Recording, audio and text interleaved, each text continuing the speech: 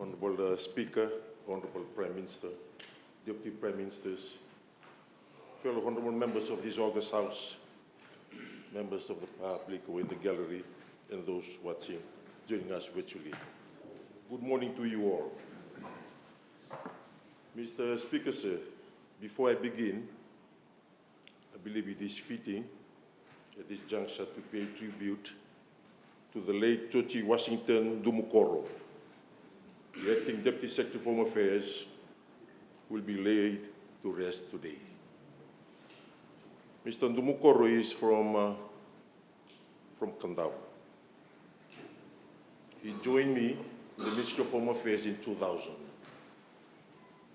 when the staff of the PSC and Parliament were transferred as a result of the events of 2000. Since then, become friends. He's probably one of the only staff who has worked there for, if I believe, a good 24 years. May his soul rest to peace. Deuteronomy 16:19. They are not to be unjust or show partiality in their judgments. They are not to accept bribes. Who gives blind the eyes, even the wise and honest men, and cause them to give wrong decisions. I rise today to address this esteemed House on the important role and achievements of the Fiji Independent Commission Against Corruption. At the outset, I would like to state that the corruption in any form undermines the rule of law, disturbs economic growth, and erodes public trust. The Bible, like every other religious book, they all denounce and denounce corruption. 2 Peter 2:19, they promise them freedom while they themselves are slaves of destruction habits. For we are slaves of anything that has conquered us. Mr. Speaker, sir, I stand here today for this Parliament to create a legacy that all of us will denounce corruption, just like we're going to fight for poverty, we heard this morning, just like we're going to fight for drugs. All of us, not only this side of the House. I ask colleagues from the side that as we go out, if anything, let's be united to fight corruption. There is no one-size-fits-all solution to combating corruption. It is a complex issue and often requires multifunctional approach. A key strategy for preventing corruption is strengthening the anti-corruption laws, enacting and enforcing robust anti-corruption laws to deter corruption activities. The primary role of FICAC is to investigate, institute, and conduct criminal proceedings against corruption, a mandate it has carried out with distinction since its establishment. The primary objective of the Commission, guided by Section 12 of the Fiji Independent Commission Against Corruption, number 11 of 27, is to eradicate corruption. Given the above, the following objectives adopted by the Commission to successfully carry out its mandated responsibilities. First is very successful investigation. The second is to effective prosecution with presentation of solid evidence. Effective education and corruption prevention programs with the presentation of relevant data. Another, the successful formulation of anti-corruption policies through a series of effective and efficient prevention programs. Mr. Speaker, sir, the Commission is continuously challenged to sustain the fight against corruption through greater empowerment and visibility. I wish to highlight, Mr. Speaker, sir, yes, at one point, this side of the House has some issues about FICAC. The reason, Mr. Speaker, because it was proclamated when there was Parliament, there was no city. A law was brought into force in 2007. There was no wider consultation. Yes, but it's gone over time. there has been setup, there has been awareness, there has been successful prosecution, and what we today as parliamentary role is to fully support the work of FICAC. To accomplish the desired standard, the current system, processes, and procedure of the institution needs to be constantly reviewed and strengthened. In lieu of the above, the Commission anticipates the extension to its organization growth and the expansion in the future. As such, the Commission foresees its future to have and sustain a stronger brand image, the position with its partners and stakeholders.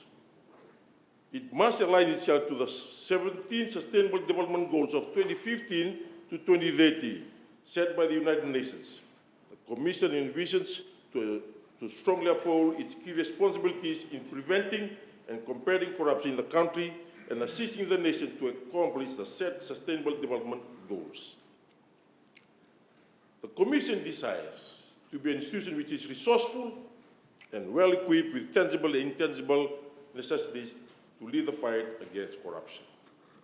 It also envisions strengthening of the Fiji Constitution in terms of the prevention and the minimization to assist government to rapidly adapt and comply with the United Nations Convention Against Corruption. Since its inception, FICAC has conducted a number of corruption prevention activities, national and regional initiatives, investigated a number of complaints, received, successfully prosecuted and appealed cases in the High Court, including the Court of Appeal and the Supreme Court of Fiji. Mr. Speaker, sir, while it is important to acknowledge the commitment and hard work of dedicated officers who strive daily to prevent the combat of corruption in our nation, it's also significant to ensure that the morale and performance of these officers and their welfare are catered for. Mr. Speaker, sir, since 2018, there had been no salary increments for the staff members of FICAC. This prolonged period with financial recognition of their effort was a cause of concern. However, this situation saw a positive change when the new acting deputy commissioner assumed role in 2023. With unwavering support of the coalition government, a much-needed salary adjustment was implemented, ensuring that the hard-working staff members received their deserved increments.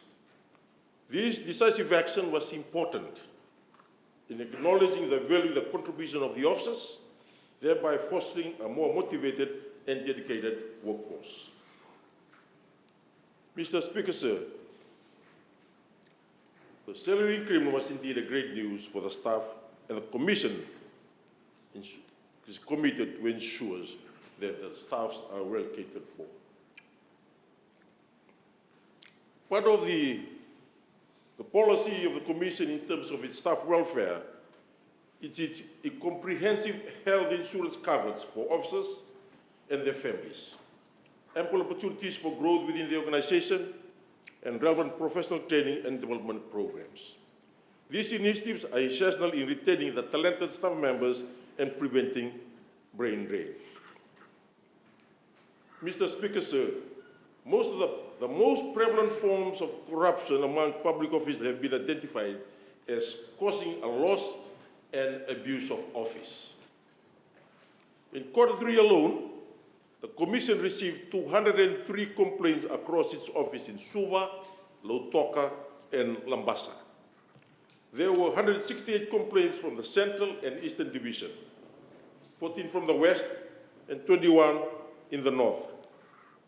Mr. Speaker, sir, each of these complaints is thoroughly assessed by the State Council. In an effort to provide even a better service to the people of Fiji, FICAC expanded its investigation department and the legal department in terms of its manpower and resources. The investigation department has branched out to Lautoka and Lambasa office, while the legal department remains centralized with plans to expand these branches in the future.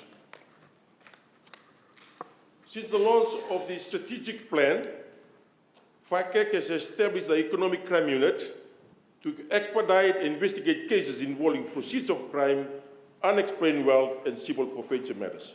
Yesterday, Mr. Speaker, sir, we talked about transnational crimes. That's why it's important for this unit to be set up, to ensure that those cases, thousands of millions, are properly investigated. This unit is specifically tasked with investigative offences under the Cybercrime Act of 2021, in addition to the Prevention of Crime Act 1997, and the Unexplained Wealth under the Prevention of Bribery number 12 of 2007. Mr. Speaker, sir, the last Court of Commission's Investigation Department handled a total of 151 cases. Of these, 7 cases were charged and taken to court. 3 were submitted for legal opinion, 8 cases were submitted for closure, and the remaining 133 cases are still under investigation. As we delve deeper into the intricacies of combating corruption, it becomes increasingly evident that this battle requires a united front.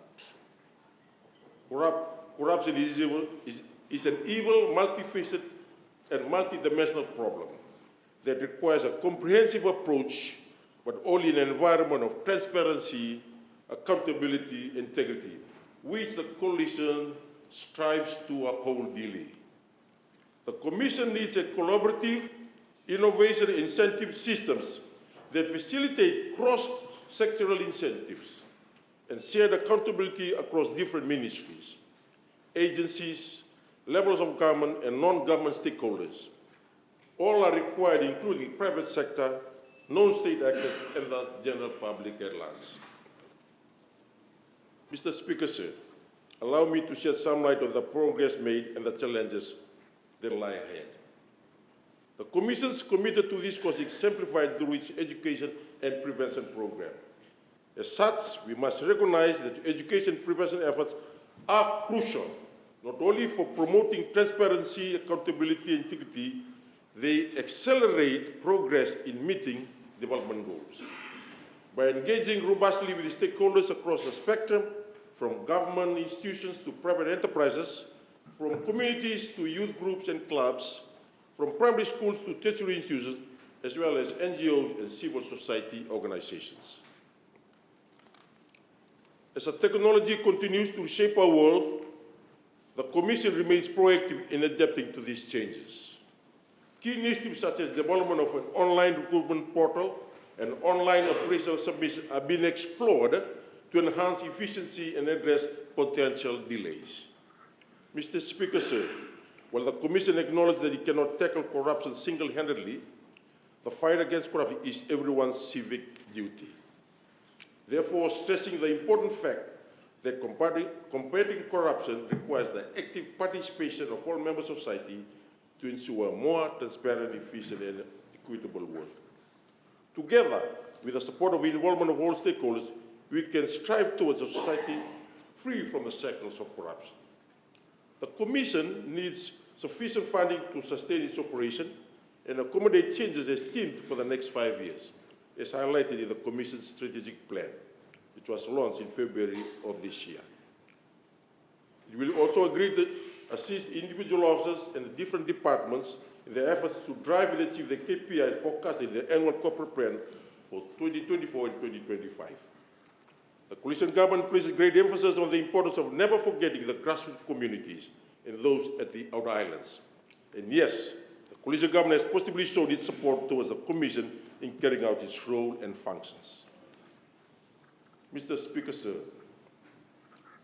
unlike the previous government, which often interfered with how the Commission carried out its role and functions, causing officers to work under constant fear of termination or dismissal, the coalition government takes a different approach.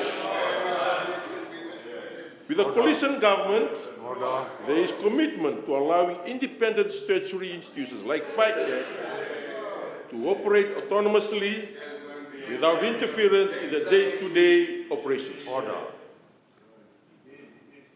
The coalition government respects the staff of these organizations and fosters an environment where they can carry out their duties effectively and without undue influence. Before I conclude, Mr. Speaker, sir, I'll refer back to the Bible. Galatians 6:8. If you plant in the field of your natural desires, from it you will gather the harvest of death. If you plant in the field of the Spirit, from the Spirit you will gather the harvest of eternal life. I thank Mr. Speaker, sir, for the opportunity to address this August House in our life.